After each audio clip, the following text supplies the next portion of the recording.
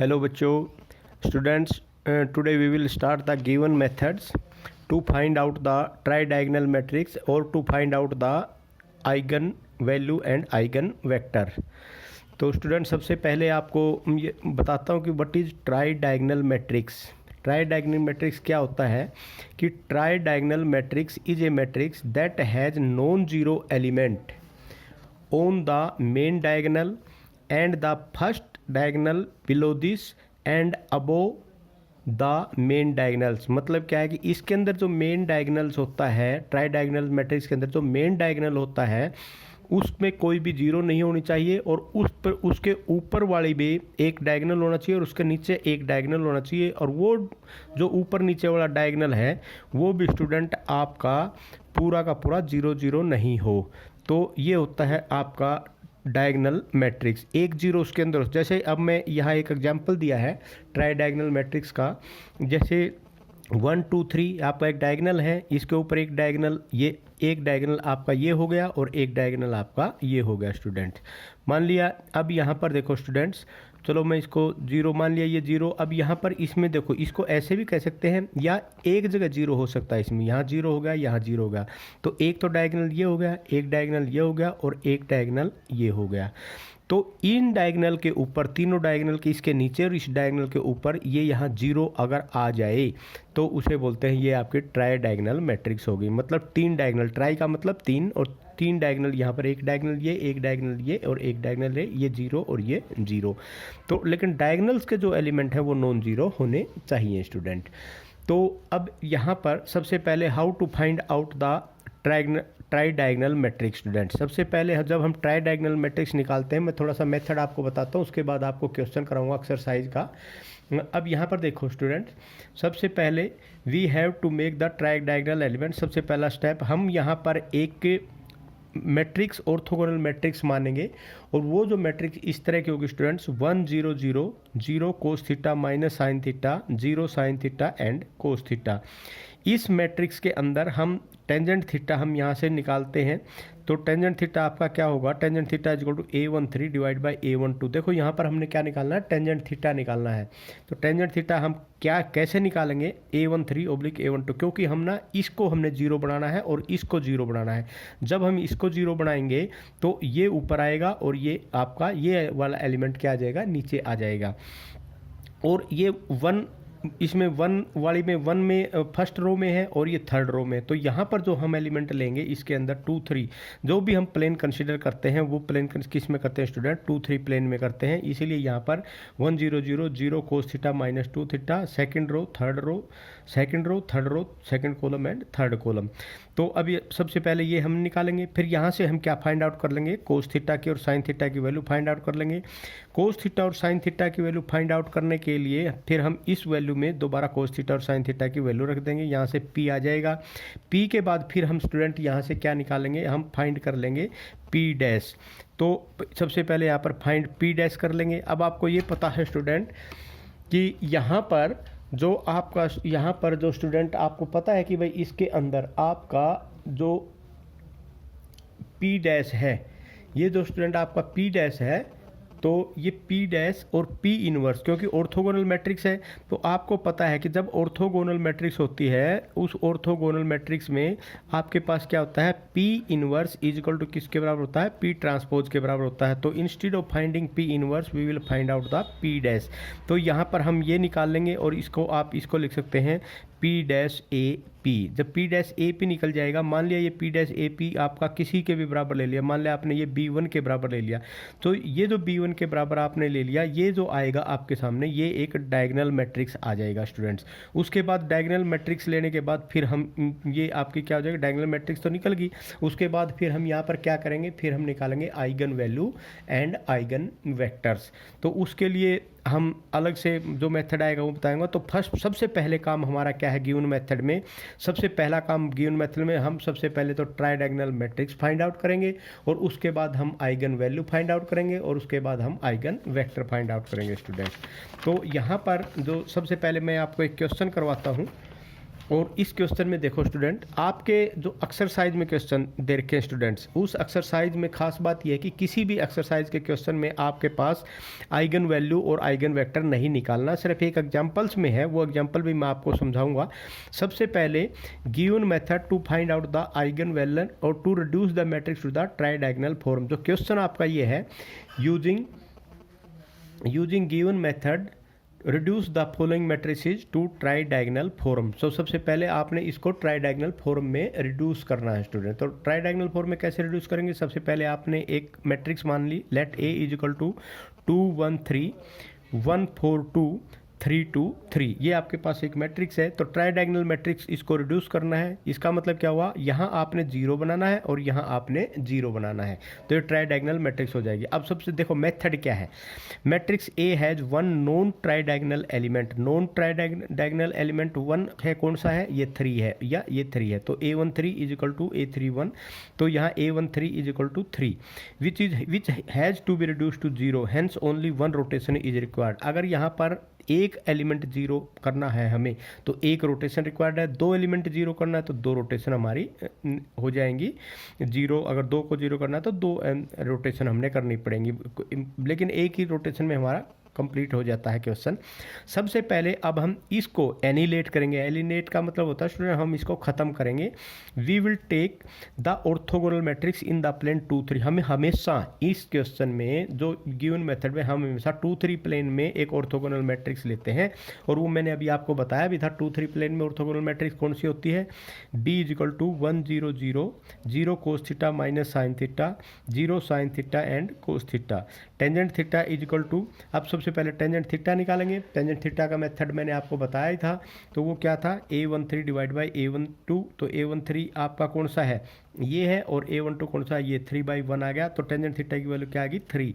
अब हमने निकालना है साइन थीटा और कोस थीटा। उसको निकालने के बहुत सारे मेथड हैं। सबसे पहले हम निकालेंगे सेकंड स्क्वायर थीटा, तो ये किसके बराबर होता है, 1 plus tangent square theta, 1 plus में 9 इज इक्वल टू 10। तो सेकंड थीटा किसके बराबर होगा, √10 के, और कोस थीटा किसके बराबर होगा, 1/√10 के। Sine square theta 1 minus cos square theta, और यहाँ पर ये किसके बराबर आ गया, 3/√10 के। तो स्टूडेंट यहाँ पर साइन थीटा की वैल्यू निकल गई, कोस थीटा की वैल्यू निकल गई। साइन थीटा और कोस थीटा की वैल्यू इसके अंदर आप पुट कर देंगे तो आपके पास b की वैल्यू आ जाएगी। और वो आपने करने के बाद आपके पास क्या आ गई, ये आ गई b की value student. b is equal to 1 0 0 0 1/√2 minus 3/√10 sorry 0 3/√10 1/√10 student. अब हम क्या निकालेंगे, d इनवर्स। तो अब आपको पता है d1 निकालेंगे। d1 का मतलब क्या आता है, b inverse a b। b inverse a b का मतलब क्या होगा, इसकी जगह हम क्या लिख देंगे, इसकी जगह हम लिख देंगे transpose, b transpose a b। तो b ट्रांसपोज क्या गया, इसका ट्रांसपोज, तो ये हो गया।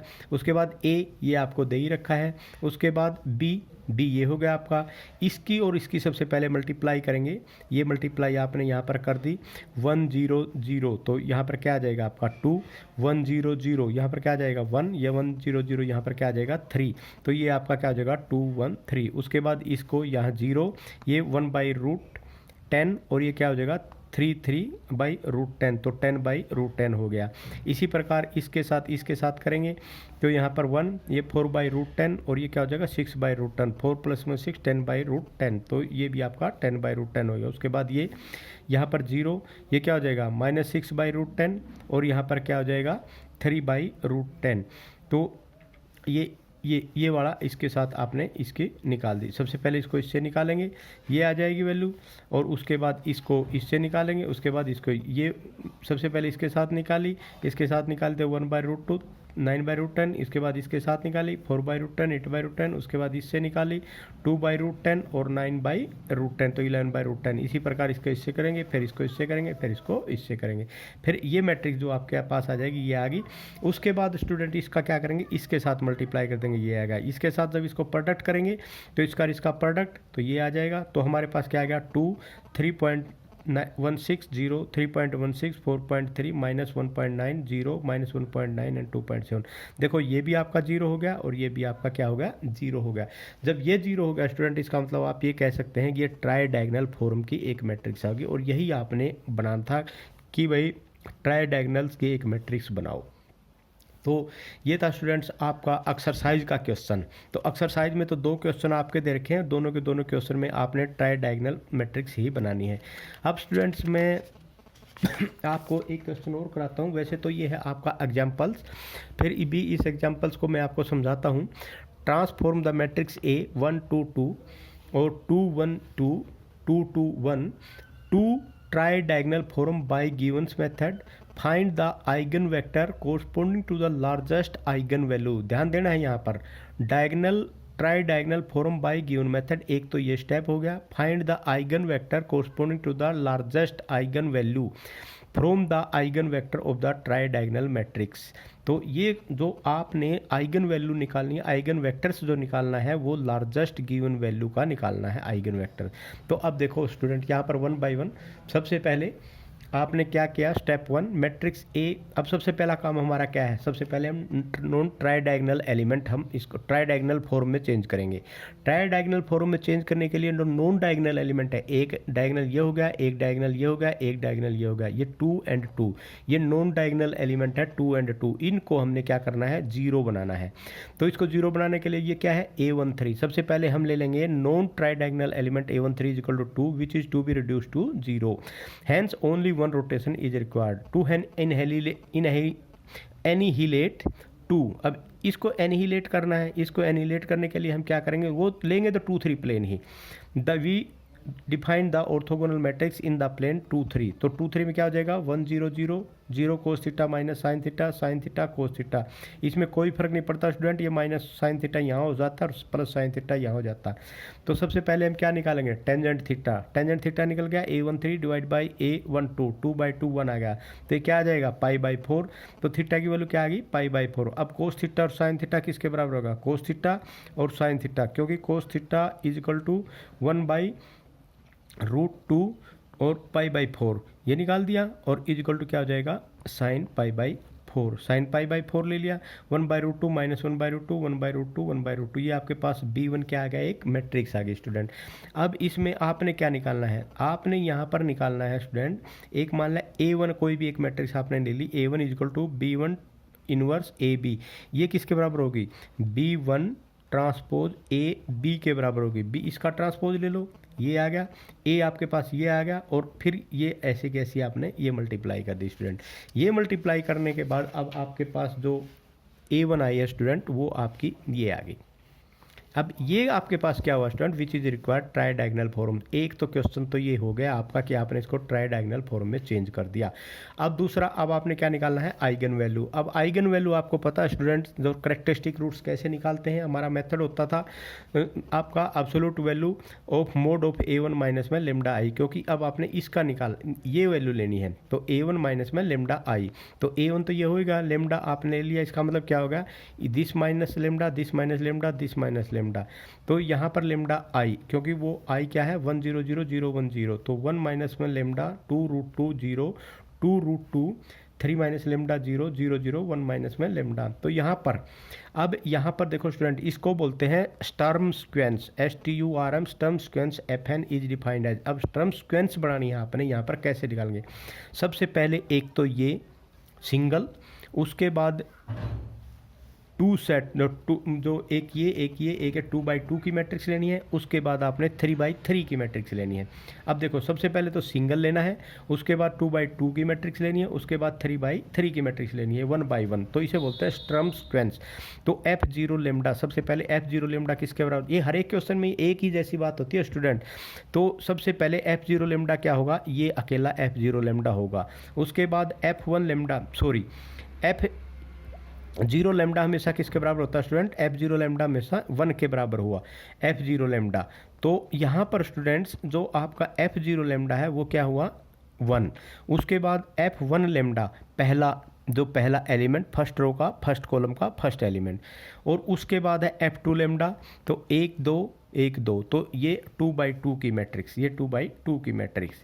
तो ये होगी आपकी। उसके बाद स्टूडेंट्स आपने लेना है F3 लेमडा। F3 लेमडा में क्या है, ये पूरी की पूरी डिटरमिनेंट, ये डिटरमिनेंट की वैल्यू निकालते हैं स्टूडेंट। तो इसके अंदर अब यहाँ पर अगर मान ले, जैसे ये आपके पास ये डिटरमिनेंट अगर मान ले लेमडा आपके ये F0 लेमडा का मतलब है ये आपकी जीरो का मतलब आपने इसका डिटरमिनेंट निकाल दिया।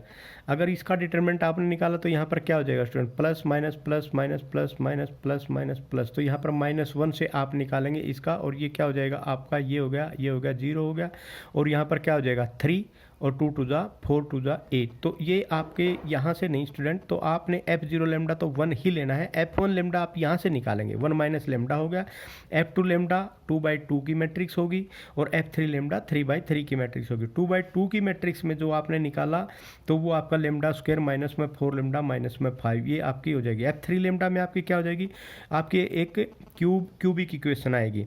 लेकिन यहाँ पर आप क्या लिख सकते हैं ईजीनेस के लिए, आपको ये पता है जब इस मैट्रिक्स से आप निकालेंगे तो इसकी डिटरमिनेंट निकालेंगे, मान लें इससे निकालेंगे तो यहाँ पर बाहर क्या आ जाएगा -1 माइनस लेमडा, और अंदर क्या आ जाएगा, अंदर आ जाएगा ये, और ये किसके बराबर है F2 लेमडा का, तो यहाँ आ गया F2 लेमडा, माइनस में 0 स्क्वायर और F1 लेमडा, तो ये तो सारा 0 ही हो जाएगा। उसके बाद ये किसके बराबर था, ये lambda square minus 4 lambda minus में 5, तो ये रख दिया, इसकी वैल्यू निकाल दी, इसकी वैल्यू किसके बराबर होगी, लेमडा +1 लेमडा माइनस में 1 स्टूडेंट। तो इसमें अब आपके पास क्या होगा, लेमडा की value root of the equation F3 lambda -1 and 5, जो ये F3 लेमडा के रूट निकलते हैं इसको हम इक्वल टू 0 पुट कर देते हैं स्टूडेंट। तो जब हम इसको इक्वल टू 0 पुट करते हैं तो लेमडा की वैल्यू आ जाएंगी -1 ये रहा, root of the equation F3 lambda is equal to 0 -1 and 5 which are the eigen value of A. तो ये जो ए की आइगन वैल्यू है, अब यहाँ पर लार्जेस्ट आइगन वैल्यू कौन सी होगी स्टूडेंट, लार्जेस्ट आइगन वैल्यू है 5। तो जो लार्जेस्ट आइगन वैल्यू है यहाँ पर, तो इसके अंदर जो largest eigen value in the magnitude is 5, इस 5 का हमने आइगन वेक्टर निकालना है। Now eigenvector corresponding to the eigen value 5 of A1 is a non zero solution of. तो ये कैसे निकालेंगे, देखो इसका एक अलग मेथड है यहाँ पर, A1 माइनस में लेमडा आई इंटू में y इज इक्वल टू 0। पहले भी हम यही करते थे, जो सिंपल हम आइगन वेक्टर निकालते थे।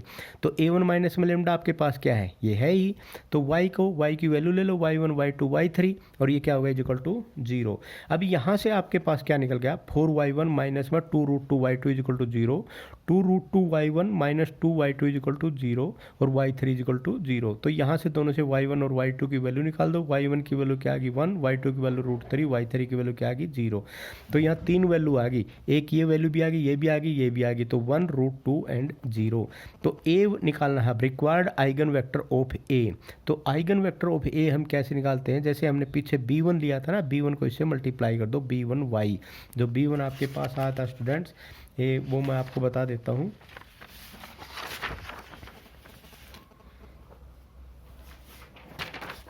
ये रहा, तो ये जो b1 था ना स्टूडेंट, जो हमने एक ऑर्थोगोनल मैट्रिक्स ली थी, ये b1, इस b1 में हमने क्या किया, इस b1 के अंदर ये जो कह रहा है ना required eigen vector of a is equal to b1 into Y, तो ये आपने इस b1 के साथ मल्टीप्लाई करना है। तो यहाँ पर जो ये आपने मल्टीप्लाई किया, ये आपके पास क्या होगा, b1 के साथ में y से मल्टीप्लाई कर दिया, जब प्रोडक्ट कर दिया इन दोनों का, एक ये मैट्रिक्स जब इसका मैट्रिक्स का प्रोडक्ट करोगे तो यहाँ पर क्या जाएगा 1 1 1। तो ये जो 1 1 1 आया है, ये जो है आपके पास, ये जो 1 1 1 है, 1 1 1 इज आइगन वेक्टर फॉर 5 के लिए, ये आपका क्या है आइगन वेक्टर है। तो स्टूडेंट ये था आपका आइगन वैल्यू निकाली, नॉन डायगनल मैट्रिक्स निकाली, नॉन डायगनल मैट्रिक्स के बाद आपने ट्राई डायगनल मैट्रिक्स निकाली, ट्राई डायगनल मैट्रिक्स के बाद आपने आइगन वैल्यू निकाली, आइगन वैल्यू के बाद आपने आइगन वेक्टर निकाला। तो ये यहाँ पर आपका क्वेश्चन कंप्लीट हो गया। अगर इस तरह तीनों के तीनों निकालने स्टूडेंट अगर एग्जाम में आता है तो ये एक ही क्वेश्चन आपके पास आएगा, इसमें बी पार्ट नहीं होगा क्योंकि ये अकेला ही लेंथी पड़ जाता है। और अगर सिंपल आपके पास ट्राई डायगनल फॉर्म की मैट्रिक्स निकालनी आ जाती है तो फिर हो सकता है आपके पास बी पार्ट भी आ जाए। आई होप आपको ये समझ में आ गया होगा। अगर फिर भी किसी स्टूडेंट को नहीं समझ में आता तो बच्चों आप पूछ सकते हैं मुझसे, वैसे बुक में नहीं है, एग्जाम्पल में ये आपका दे रखा था आइगन वैल्यू निकालनी। अब नेक्स्ट है अपना हाउस होल्डर मेथड, मैं उसका भी एक बार क्वेश्चन आपको एक समझाऊंगा ताकि आपको उसके बारे में भी थोड़ा सा पता चल जाए कि what is house hold method. Thank you very much.